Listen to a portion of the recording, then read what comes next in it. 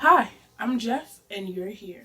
This sound like growing out my clothes. The stars in my pocket dreaming about making my hood glow.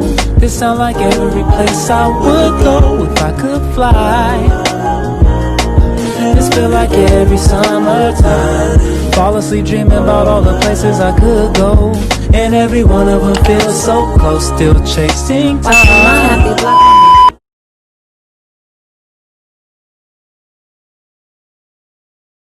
Now, before we get started, Black lives do have and will always matter. There'll be links down in the description for you to check out. Oh, and before I forget, just like apparently y'all did too, arrest the killers of Breonna Taylor. I am low-key. That's the one thing that the government messed up, because if everything fit, then the shoe shouldn't have came off, but that is not the topic of this book, okay? Just like Alexander Hamilton. She said, you have married an Icarus. He has flown too close to the sun. Because, period, okay? Now, thrillers. We have You by Carolyn Kepnes. So this is about Joe Goldberg. He meets this beautiful girl, Guinevere Beck, honey. He becomes obsessed with her, like, he obsessed, okay? Like, I want a man to be that obsessed about me, but also, I don't. Because he starts to eliminate people from her life, people he thinks are, like, stopping them from being together, when the reality is He should be taking himself out, because he's the only one stopping himself from being with her, because he is so creepy, okay? yes. Now, I've watched the show, and all I can say is, if quarantine is stopping me from getting a season 3, we're gonna need to have a talk, okay? Now we have The Woman at the Window by AJ Finn, and this, honestly, yo, this is probably one of my most anticipated reads, okay? I don't know why, but I have such high expectations for this book, okay? This is about Anna Fox. She's a recluse, and she has agoraphobia, which means she has an irrational fear of, like, large spaces and going outside. So she just stays in the house, eats a little food, and spies on people, honey. The Russells move in next door. The Russells consist of a mother, a father, and a son. So I guess the perfect little family. So one night when Anna is doing her little spying, okay, she sees something. She sees something wrong. She thinks she, like, witnesses a crime, but she doesn't know if it was real or if she made it up. Like, she doesn't know if someone's in danger for real or if that's just her mind playing tricks on her. She doesn't know what's going on. And honestly, I don't know what's going on, but all I know is that we finna find out. Next, we have The Hunting Party by Lucy Foley. Okay, this follows 9 people, 2 couples, and 5 individuals. Okay, y'all, so they're all friends, and they're like, yo, let's all spend some time together in this remote Scottish wilderness. My thing is, My friends, we getting brunch, we reading books, we going to the beach. We ain't going to the wilderness, though. I'm gonna be honest, we ain't going to the wilderness. What we gonna do if we see a moose? I don't know what to do with a moose. they go into the wilderness together, but one of them is a murderer, and I guess somebody or people die, and now they gotta figure out who the killer is. And my thing is, they are the killer, because why would y'all go to the wilderness together? Like, it's so many other places y'all can go. Not that y'all can't go hiking, but next we have The 7.5 Deaths of Evelyn Hardcastle by Stuart Turtage. Okay, so we have this girl, Evelyn Hardcastle, who dies every single day. So she dies every single day. And this book follows Aiden Bishop, who has to identify her murderer before, I guess, the half and 7.5 turns into a whole, making it 8. The only issue is that he wakes up in a different body every single day, and some of his hosts are just not as willing as others.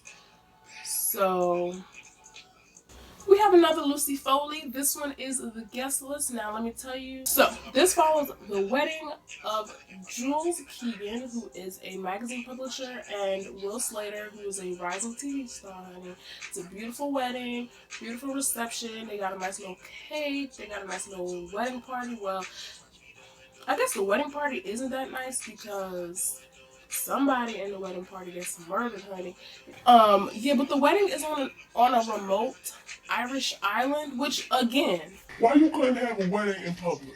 Well, it was public, but you know what I'm saying? Like, that's how people die. now we have Watch Me Disappear by Janelle Brown.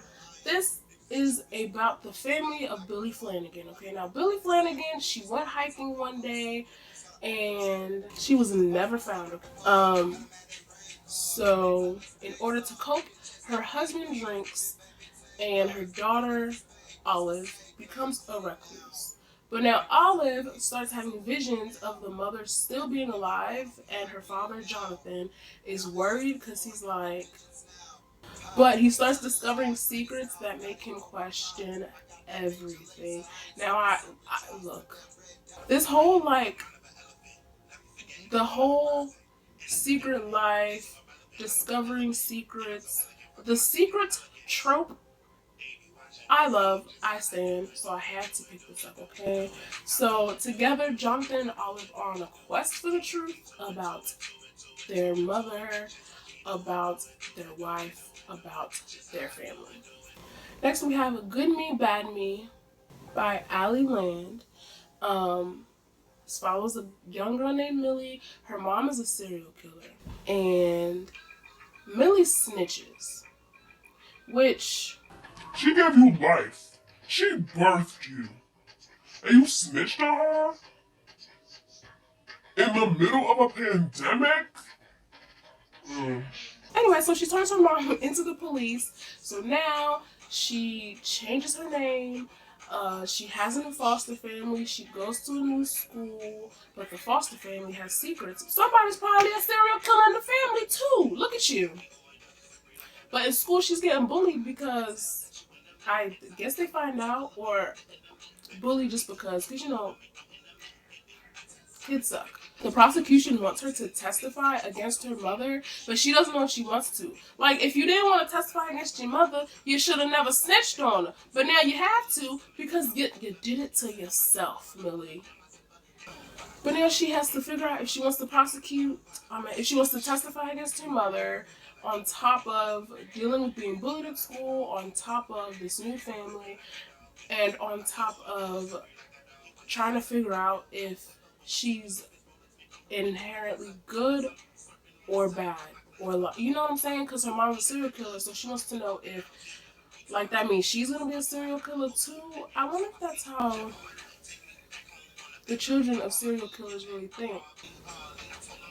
Huh. But I'm really excited about this book because I love a psychological thriller. I love serial killers. And so I'm going to love this book. Next, we have Nine Perfect Strangers by Leanne Moriarty, featuring the Walmart price. So this follows 9 people who gather at a house resort for 10 days. The house resort is called the Tranquillium House. The resort's owner is strange, a little bit eccentric. But anyway, what are the people called? The guests at the Tranquillium House, they just have a whole bunch of like different things that they want to deal with. Like some people want to lose weight, some people want to break out of habits and stuff, and so they all got their own problems. But they're all worried about the resort owner and his little strangeness. Now I don't know if I'm at a resort for, you know, my own personal issues. I ain't finna be worried about nobody else. I don't know, because I'm a little nosy. So I might be? That's not the point. The point is, Now they have to decide if they want to investigate this man or if they just want to make a run for it before it's too late. But like, too late for what? Should they stay or should they go? Like, that's what they have to figure out. That's what they're trying to figure out. And each chapter is a different person's point of view, which I enjoy that layout sometimes. I enjoy that format sometimes. And I don't think it'll be any different for this book. I'm really excited for it. This has been recommended to me several times. And I actually think I have the audiobooks on CD for this because we just gonna read it. Next we have Then She Was Gone by Lisa Jewell. It's about Laurel Mack, okay? Her young daughter Ellie disappears 10 years ago. And, you know, she probably just out here thinking she's dead. You know, she's grieved, she's coped, she has come to terms with it. She's not okay with it, but she's come to terms with it. She meets this man at a cafe. This man has a daughter named Poppy, okay? Now, Poppy looks just like Ellie. Honestly, truly. Now, the questions are back for Laurel, and she's like, where's my daughter? Is this my daughter? Did this man kidnap my daughter? She's searching for her daughter again because she really thinks Poppy could be hers. Y'all, I'm so excited for this too. I'm so excited. Like, Honestly, I wouldn't lie to you, truly. Lisa Jewell could easily become one of my favorites because I picked up another Lisa Jewell, The Family Upstairs, okay? Now this is about Libby Jones. Living her life. Okay? She turns 25, and soon after her birthday, she receives a letter. And it's a really special day for her when she gets this letter. It's not like a jury duty letter. It's not like a library book return letter. It's not like, did I say jury duty letter already? You know, this is a good letter, okay? This is a letter that tells her who her birth parents are, and it also tells her that she is the sole inheritor of their abandoned mansion. Imagine coming home from work one day and you get this letter and it's like, by the way, like, you're rich. You got a house. Go claim it. It's your money and you need it now. And you finna get it now. Like, no need for J.G. Wentworth. Oh, J.G. Wentworth, 877 cash now. 877 cash now. 877 cash now. 877 cash now. It's your money. Use it when you need it. Cause now, baby, you rich, okay? But she's not the only one who's been waiting on this day, honey. Other people have been waiting. Yes. Now we have The Gracier by Kim Liggett. So now we live in a society where girls are told that they have the power to lure men, which we do, you know. But they believe that she emits a powerful aphrodisiac from their skin and it starts to pour out of their pores. I'm so funny. When they turn 16, okay? So when they turn 16, they're banished into the woods, where they, like, I guess have to do this ritual where they release their magical power into the trees and into the leaves so that they can come back pure for a husband. Now Tierney James, she ain't with it, but her Gracier is coming up. So I guess she gets of course she is banished, right? And she's not having it. Like, she's not having it, but she finds out that the greatest threat isn't being in the woods and like being hungry and stuff, nor is it the poachers that are trying to come to kidnap them and sell them off. The greatest threat might be each other, because why would you put a whole bunch of 16-year-old women together, like, and think that everything's gonna be okay? I went to an all-girls school, and I'm guessing it's the same thing, okay? So this is the story of freedom, for fighting what's right, and for finding hope. That was a really cute little quote that was in the book. But let me tell y'all, okay, this is one book that I'm not expecting romance. I'm expecting. I dream of life without a monarchy. The unrest in France will lead to anarchy. Anarchy, how you say? Anarchy. Like, that's what I'm expecting. Next, we have The June Boys by Court Stevens. This book follows the Gemini thief is a serial kidnapper, okay? She captures 3 boys every June for the past 4 years, and they hold the boys from June 1st through June 30th, and then they let them go, right? But on the 4th time, one of the boys turns up dead. Now, Thea Delacroix thinks her cousin, Alice McLaughlin, was kidnapped. Next, we have Sister Dear by Hannah Mary McKinnon. This is specifically a crime thriller, okay? Eleanor Hardwick, right? Let me tell you about her. Her father dies. Only he's not her father. And she doesn't find that out until after he dies, right?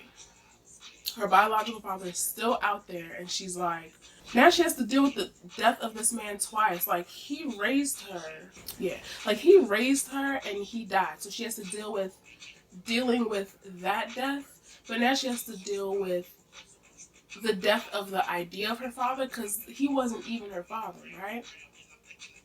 So she reaches out to her half-sister Victoria. They share the same mother, but obviously not the same father. Now, Victoria has a perfect life. She had a great childhood. She has a devoted husband. Her home, honey, is luxury, okay? And Eleanor feels like everything bad that happened in her life is Victoria's fault. She feels like if the man she thought was her father was actually her father, she would have been raised differently. She would have been raised better. She would have had all the opportunities to have what Victoria has. And now she wants Victoria to share. And just like the front says, she'd kill to be her. Next, we have The Boy from the Woods by Harlan Coben, right? So Naomi Pine disappears. Like, she's gone. Like, no one knows where she is. The Gemini thief didn't kill her, because that's a different book. Like, nobody knows where she is, okay? No one is taking it seriously. They're just thinking that, she's just a girl. She just ran away, like, whatever, okay? The only 2 people who are taking it seriously in that whole society are these 2 people, named Wild and Hester Crimstein. And the reason that they're taking this so seriously, is because they have this connection, right? The reason that Wild and Hester are taking this so seriously is because they share this special connection. They were both found in the woods, living feral lives. Like, they were like Mowgli in the Jungle Book. They were found living amongst the wolves, honey. And so now they have to work together to find Naomi, because,